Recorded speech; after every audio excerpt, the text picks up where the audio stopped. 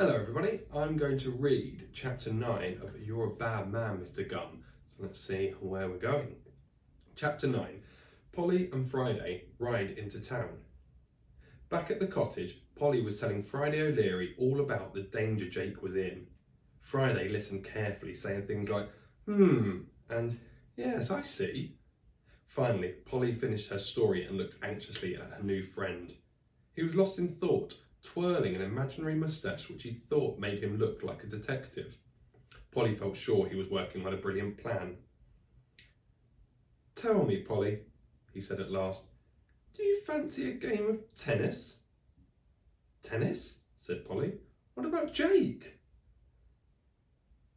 "Surprise exclamation! I'd forgotten about that," said Friday. "There's no time to lose." With that, he disappeared into the cottage and slammed the front door shut. 5 minutes later, the door was flung open again, and there stood Friday, dressed as a tennis player. "Here," he said, handing Polly a racket. "You can serve first because you're the guest." "But Mr. O'Leary," said Polly, as patiently as possible, "we've got to save that big dog Jake, like I told you millions of times just now." "Oh yeah," said Friday. "Sorry, let's go." He threw down his tennis racket, jumped on his motorbike, kick-started the engine and zoomed off like the devil himself, but a good devil, not an evil one. "Hey!" shouted Polly. "Aren't you forgetting something?" "Oops," said Friday, and returned to pick her up. Polly climbed into the sidecar and strapped on her helmet. "Hold on tight, the truth is a lemon meringue pie," shouted Friday, and away they went. It was a long ride into town. They passed hills and lakes and rivers and meadows and Scotland. "Oops," said Friday. "Wrong way." And off they belted in the opposite direction. "Hey, Polly," shouted Friday over the noise of the engine. "What did you mean earlier when you said that Jake had once saved your life?" "How do you know I said that?" said Polly. "There wasn't no one around when them words came out my lips." "It's all in this book I'm reading," said Friday, pulling a copy of You're a Bad Man, Mr. Gunn from his pocket. "You mention it in chapter 5.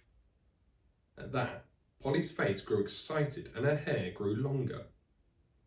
"Maybe it says what's going to happen to Big Jake in there," she said.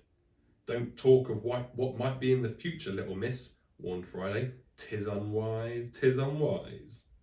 "Oh, please, please, let's look in that book," said Polly, and she sounded so upset that Friday stopped the motorbike at once. "Okay," he said, opening the book to the same page that you're reading right now. But 'tis unwise, 'tis unwise. No sooner had he said 'tis unwise than Polly read those very words on the page. As Polly read about herself reading about herself, the strangest feeling came over her. It felt like diving into a swimming pool full of rice in the complete darkness. Only the swimming pool was inside a mirror, and the whole thing was a dream in someone's head. Well, it felt a bit like that. It's hard to describe.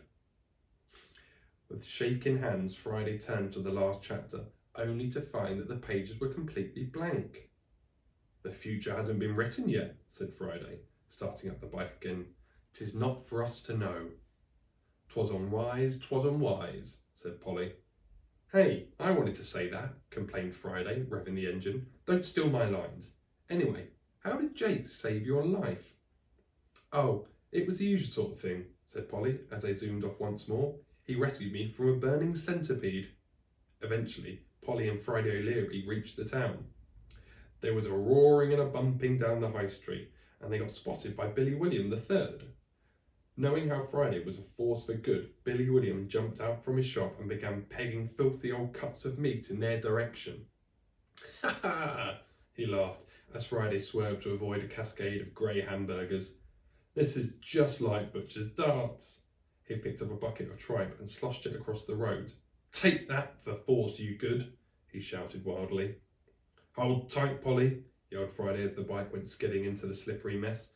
"Tripe attack!" Friday steered for his life, but it was no use. The wheels got all gooed up with tripe, and before you knew it, he and Polly were thrown onto the pavement. They lay there, helpless as Billy William advanced with sacks of kidneys. "Is this the end?" cried Friday. Woe is me!" But at that moment, something amazing happened. A gobstopper, the size of a cannonball, rolled down the street. It was quickly followed by another one even bigger than the first, then another. All of them were hurtling with deadly accuracy towards Billy William, and they were being hurtled by none other than that wonderful seller of sweets, Mrs. Lovely. "No!" shouted Billy William.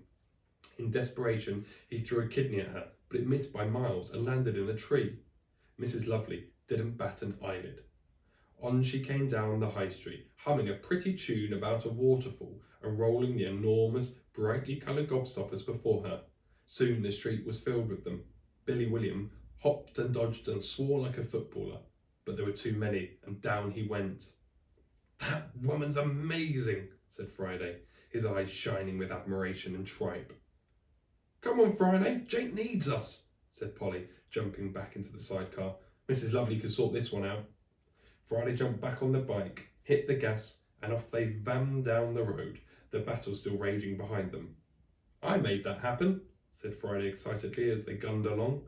"I magicked it so Mrs. Lovely would appear just at the right moment and save us." Actually, he had done nothing of the sort, but he wanted to keep Polly's morale up after those terrible scenes. Also, there was a tiny boastful streak in him which he couldn't help, good as he was the rest of the time. The two of them rode on in silence, and soon they came to the high white fence that surrounded Mr. Gum's garden.